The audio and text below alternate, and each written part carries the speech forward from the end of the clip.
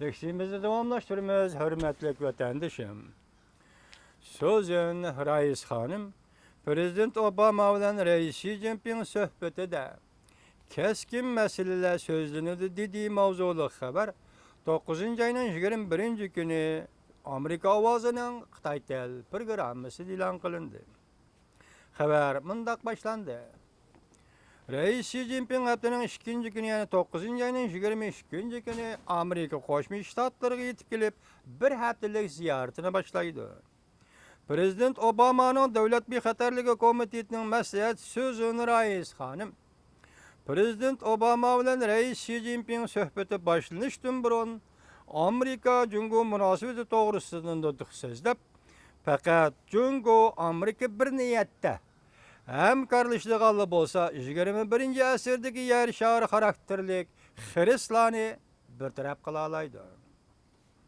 Lekin cümleden torbat bexatarligi, deniz okean talaş tartışları, kişilik hukuk ahvalları qatarlıq meselelerde Amerika yanıla hiç nemini yoşurmay, hiç kimden tep tartmay bu meselelerini otlarga koydu. Demek bundaq bolganda Reis Xi Jinping bilen Prezident Obama söhbetinin mezmunları bikitilgen boludu. Oxşaşla Aksaray Bexatarlık Komiteti məsləhətçisi sözünü Reis Hanım mındaq görsətdi. Cungo özünün təsirini tallaşlı karakterlik ilgiri sürüşte oylaşmaslığı gerek. Yoki oңay şərait yaratılğanda baş götürüp rəhbərlik qilishni yoki xalqaro ölçəm prinsiplarga qatnaşmaslıqni ixtiyari tanlamaslığı gerek. Aksaray Bexatarlık Komiteti məsləhət sözün Reis Hanım mındaq görsətdi, mındaq təkidildi. Reis Xi Jinping'nin bu qatım Amerika'nı ziyaret qilish jarayonida Prezident Obama tor bətləri iqtisadi casusluq hareketlerini to'xtatish kerak deb ta'kidlaydi. Sözün Reis Hanım mındaq dedi. Bu iş iqtisad ve devlet bexatarligi jihati Amerika'nın xavotirini qo'zg'adi. İki tarafning qo'sh taraflik munosabatlar ko'rsatadigan ta'siri zo'r bo'ldi. Qo'sh taraf bu torbat masalasi ikki tarafning qo'sh taraflik munosabat ko'rsatadigan ta'siri zo'r bo'ldi. Balki kelgusi Amerika Cungo munosabatining taraqqiyot iznolarini belgilaydigan bir omil bo'lib qoladi.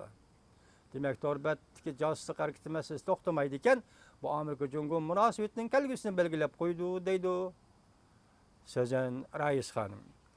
Aksaray Bexatarlık Komiteti məsləhət sözünü Reis Hanım mındaq görsətdi. Ötken 70 yıl içinde Amerika Qoşmuş Ştatları Asiya Tinç Okean rayonida muqimlikni qo'g'dash bo'yicha rol o'ynab keldi. Şunlaşqa Janubiy dengiz ve Sharqiy dengiz meselesinde Amerika Qoşmuş Ştatları ittifaqlash davlatları bilan birlikte qurolsiz tinch yo'l bilan barliq masalalarni hal qilishni tashabbus qiladi. Yoki shunday usulni qo'llanadi. Kishilik huquq masalasida Aksaray Bexatarlik Komitetining maslahat sözünü Reis Hanım mındaq ko'rsatdi. Kishilik huquq xiloflik qilgan xotirasi bo'yicha Cungo hukumati bilan oshkora so'zlashimiz. Har qaysi qatlamlar bo'yicha diqqat qilamiz. Söz matbuat yığılış erkinliğini çekligenliği qarta, Cungo hükümetinin hükümetsiz teşkilatları besim işletkenliğine sözün Reis Hanım bu hata bulup kalmasın belki Iraklı görer siyasetinin kemliğidir.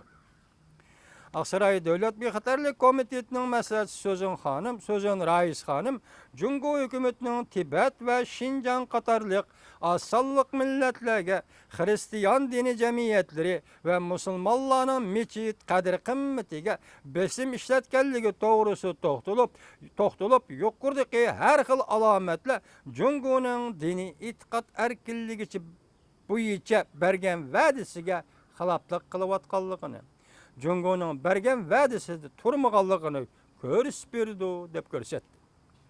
Keskin mesele bo'yicha bu qatimki söhbet Washington'da ötküzüldüğün iki devlet başçısının söhbeti yukarıki amillarga ve haberinin mezmunları qaraganda söhbet keskin bulduğandek durdu.